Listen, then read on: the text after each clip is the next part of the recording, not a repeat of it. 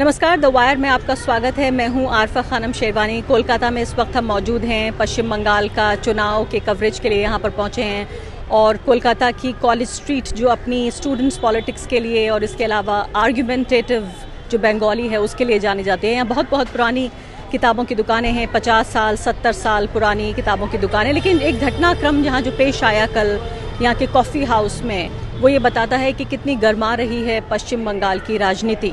मैं यहाँ बात कर रही हूँ कि कॉफ़ी हाउस में ही यहाँ पर भाजपा आरएसएस के समर्थक, जिसमें एबीवीपी के छात्र बताए जा रहे हैं, वो यहाँ पहुँचे। उन्होंने कहा कि लाल की दलाली बंद करो और वंदे मातरम बोलो। उस नारेबाजी का जवाब जो प्रगतिशील छात्र थे उनके ज़रिए इस तरह से दिया गया कि नथुराम की जगह नहीं है खुदीराम की धरती पर।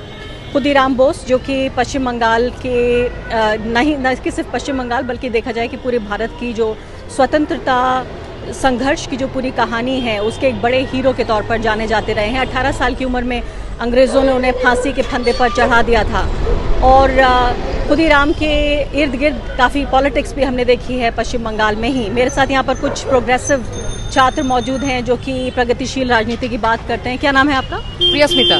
प्रिया, ये बताइए कि कल क्या हुआ था, कैसे एबीवीपी के छात्र पहुँचे यहाँ? कल एक्चुअली वो लोग कॉफ़ी हाउस में आए थे ये मोदीपारा कैंपेन के लिए। वो लोग एक मोदीपारा बोल के कैंपेन कर रहा है, लेकिन कैंपेन नहीं किया। एक्चुअली जो किया वो अंदर घुस के सारे टेबल ऑक्यूपाई करके बैठे रहे। और कॉफ़ी हाउस का ये कल्चर नहीं है कि कोई एक मतलब बहुत एग्रेसिवली, बहुत मतलब लाउड बॉडी लैंग्वेज में कोई आए और वहाँ पे कोई एक दबदबा फैलाए। ऐसा नहीं है कॉफ़ी हाउस का कल्चर। कॉफ़ी हाउस में इसके पहले भी बहुत कैंपेन हुए हैं, ऐसा नहीं है कि नहीं हुए। हम भी किए हैं, बाकी दूसरे पॉलिटिकल ओपिनियन के लोग भी किए हैं। लेकिन इन लोगों का जो एटीट्यूड है वो जनरली लोगों को बहुत गुस्सा किया। मतलब लोग एजिटेटेड हुए, मतलब काफ़ी लोगों को मतलब परेशानी हुआ इन लोगों के एटीट्यूड से। ये आके ये मोदीपारा, मोदी को वोट देना, मोदी को वोट देना, ये सब करके अंदर 10-15 मिनट रहे। और जब नीचे उतर रहे थे हम लोग, यहाँ पे एक पोस्टर लगाए थे, भाजपा को एक भी वोट नहीं, Bengal against fascist RSS BJP के नाम से। वो पोस्टर को वो उन लोगों ने ये कर दिया, उन लोगों ने तोड़ना कर दिया और उसको फाड़ते हुए, पोस्टर को फाड़ते हुए ये लोग नीचे आए और फाड़ते हुए वो लोग वो स्लोगन जो है नारेबाजी वगैरह करते करते निकल गए।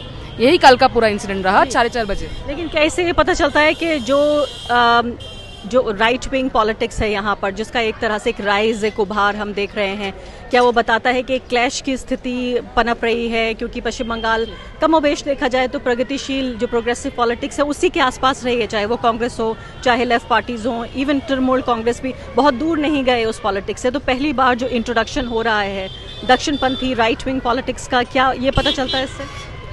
देखिए, एक बात तो है, ये पोस्टर फाड़ना वगैरह ये मतलब बंगाल का ये कल्चर नहीं है। मतलब देखिए, हम लोग जब पोस्टर मारते हैं तब हम भी भाजपा का बहुत पोस्टर देखते हैं, कांग्रेस का भी पोस्टर होता है, टीएमसी का भी पोस्टर होता है। कोई किसी का पोस्टर फाड़ता नहीं है। लोग अपना बात रखते हैं। अब ये पब्लिक का जिम्मेदारी है, पब्लिक क्या समझे, क्या ओपिनियन ले, पब्लिक किसको चूज करे।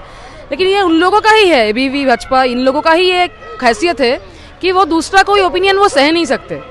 मतलब कुछ भी दिखे, कुछ भी दूसरा कोई मतलब ओपिनियन दिखे, दूसरा कोई बात दिखे तो वो उसको फाड़ना है।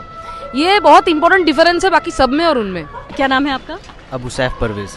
तो आप ये बताइए कि ये जो पूरी स्टूडेंट पॉलिटिक्स यहाँ नजर आ रही है, क्या ये सिर्फ स्टूडेंट पॉलिटिक्स तक इससे देखेंगे या आप इसे कनेक्ट करते हैं जो वेस्ट बंगाल में इलेक्शन हो रहे हैं उससे? नहीं, एक्चुअली जो हम लोग का ये कैंपेनिंग चल रहा है ये ओनली स्टूडेंट तक का सीमित नहीं है। ये बड़े बड़े जो कम्युनिस्ट सोच के लोग हैं, जो राजनीतिक में अलग ये करते हैं, जैसे लाल की राजनीति हो या फिर कुछ की भी, वो धार्मिक राजनीति से जो अलग है, उनकी ये सोच है कि बंगाल में एक अलग तरीके का राजनीति हो, जो प्रगतिशील हो, जो डेमोक्रेटिक हो। बस वो मिलकर हम लोग एक कैंपेन स्टार्ट कर रहे हैं जिसमें एक सिर्फ स्टूडेंट है ऐसा कोई बात नहीं है। वहाँ पर बड़े बड़े आर्टिस्ट है, राइटर है, पोएट्री है, जो म्यूजिक डायरेक्टर है वगैरह, सब मिलकर एक कैंपेनिंग स्टार्ट किया जाए। आपका क्या नाम है? जी, मेरा नाम प्रतीक है। प्रतीक, ये बताइए कि ये जो पूरी भाजपा आरएसएस की जो पॉलिटिक्स आप यहाँ पे देख रहे हैं, ये पश्चिम बंगाल के लिए बहुत पुरानी बात नहीं है, नई बात है। तो ये आपको क्या लगता है कि ये पॉलिटिक्स में क्या ऐड कर रही है ये? जी देखिए, हम जहाँ पे खड़े हैं इस वक्त, आपने एक बात बोला कि आर्ग्यूमेंटेटिव बंगाली, उसमें मैं दो और शब्द ऐड करना चाहूँगा कि ये जो जगह है, it is a hotbed of free thinking and progressive thought. और ये एक तरीके से बोला जाए तो बंगाल का एक ओवरऑल थॉट लाइन का एक सिंबल है। और बंगाल का जो पॉलिटिक्स है वो हमने सीपीआईएम के टाइम में एक तरीके का पॉलिटिक्स देखा, उसके बाद टीएमसी आया, लेकिन बंगाल का पब्लिक का जो थॉट प्रोसेस है उसमें हमेशा एक प्रोग्रेसिव और किसी भी तरीके का अगर उल्टे तरफ देखा जाए तो रिग्रेसिव थॉट के अगेंस्ट खड़े होने का एक जो टेंडेंसी है वो बहुत स्ट्रॉन्ग है इधर। और हम आज जो देख रहे हैं इधर, हमारे इधर 10 तारीख को एक रैली हुआ था सिटीजन्स अगेंस्ट बीजेपी आरएसएस। उधर हज़ारों लोग आए थे, देश भर से आए थे, किसान साथी आए थे दिल्ली से।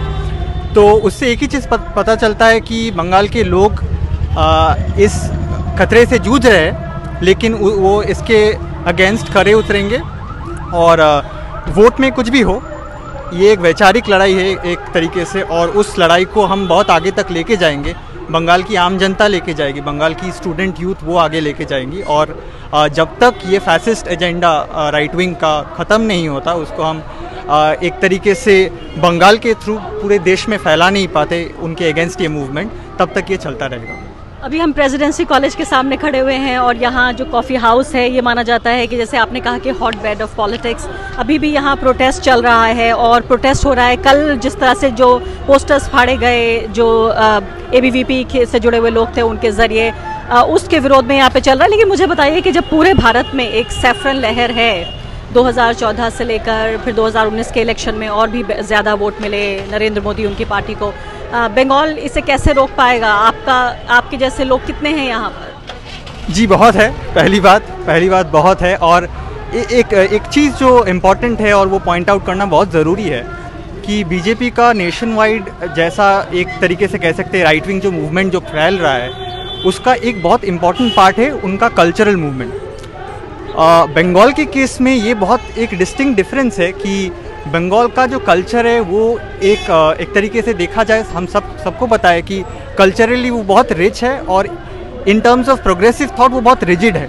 वो आगे चल सकते हैं, बदल सकते हैं, लेकिन वो पीछे नहीं चल सकते, जो इन अ सर्टेन वे बीजेपी का फोरमोस्ट थॉट कहा जा सकता है, बीजेपी आरएसएस का, कि देश को पीछे लेके जाओ, हज़ारों साल पीछे लेके जाओ। तो उसको ये सिटी रेजिस्ट करेगा। जो लोग अभी तक रास्ते पे नहीं उतर पाए, जो लोग रैली में अभी तक नहीं दिख रहे, इसका मतलब ये बिल्कुल नहीं है कि उन लोगों में ये थॉट आ नहीं रहा है, वो लोग इसको रेजिस्ट नहीं करेंगे। वो घर के अंदर से शायद वोट के टाइम पे या फिर उसके बाद भी वो ये लड़ाई किसी न अपने अपने तरीके से चलाते रहेंगे। यानी आप ये कह रहे हैं कि रिग्रेसिव यानी कि जो पिछड़ी राजनीति है, जो भारत को कहीं ना कहीं पाषाण युग में, स्टोन एज में फिर से ले जाना चाहती है, कि धर्म पर आधारित राजनीति, विभाजनकारी राजनीति। लेकिन मैंने यहाँ कुछ लोगों से बातचीत करने की कोशिश की और ऐसा लगा कि कहीं ना कहीं जो लोगों की अपनी जो रिलीजियस आइडेंटिटी है उसको सामने लाने में या उसको एक तरह से उसका पॉलिटिसाइजेशन करने में भाजपा कुछ हद तक कामयाब हुई है। कई ऐसे लोग मिले जो कि बुजुर्ग लोग थे जिन्होंने कांग्रेस, वाम और उसके बाद टीएमसी की पॉलिटिक्स देखी, लेकिन उन्हें कुछ नया नज़र आ रहा है भाजपा की राजनीति में।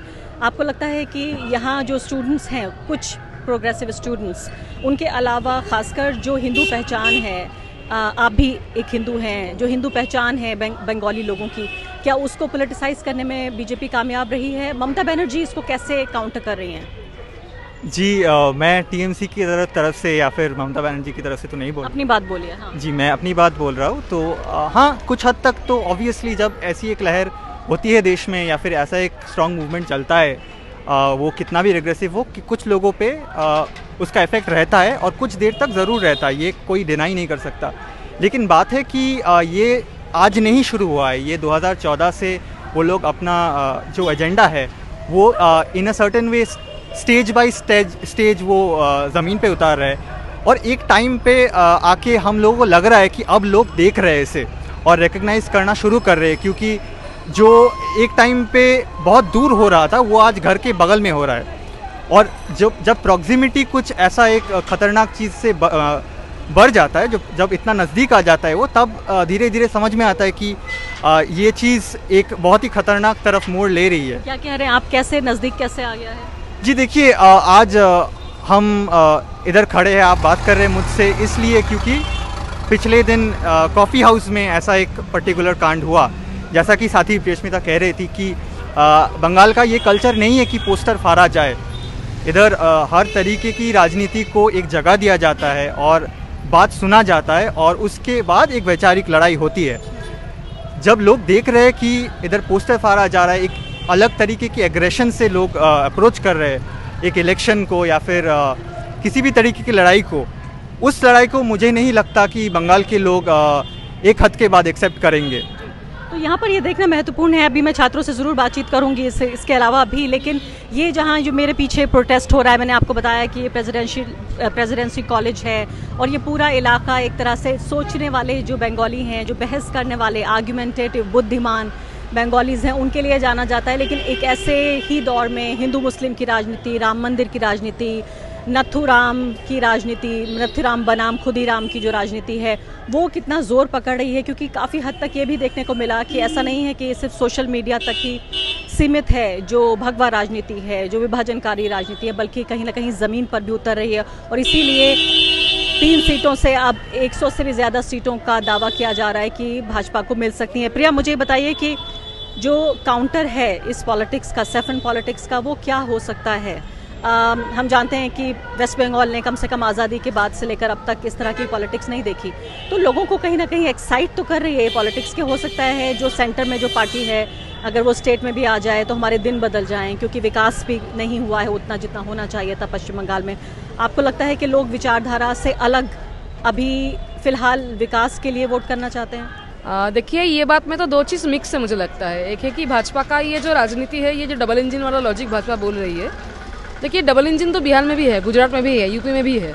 अब नॉर्थ ईस्ट में वहाँ पे त्रिपुरा में वो आ गए, आसाम में वो आ गए। आप त्रिपुरा देखिए, बहुत सारा गवर्नमेंट नौकरी वाला करने वाला आदमी, उन लोगों को निकाल दिया गया, उन लोगों का वेतन कम कर दिया गया। आप यूपी में देखिए, एक के बाद एक घटना हो रही है। एक मुसलमान का बच्चा था, वो मंदिर में पानी पीने गया, बहुत बुरी तरीके से पीटा गया उसको।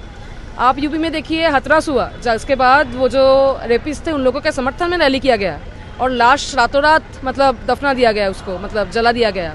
तो ये सब घटना ये बोलती है कि सेंट्रल में और स्टेट में एक गवर्नमेंट होने से ही जस्टिस मिलता है, ऐसा बिल्कुल नहीं। हमने देख लिया वो चीज़। यूपी उदाहरण है, गुजरात उदाहरण है, त्रिपुरा उदाहरण है।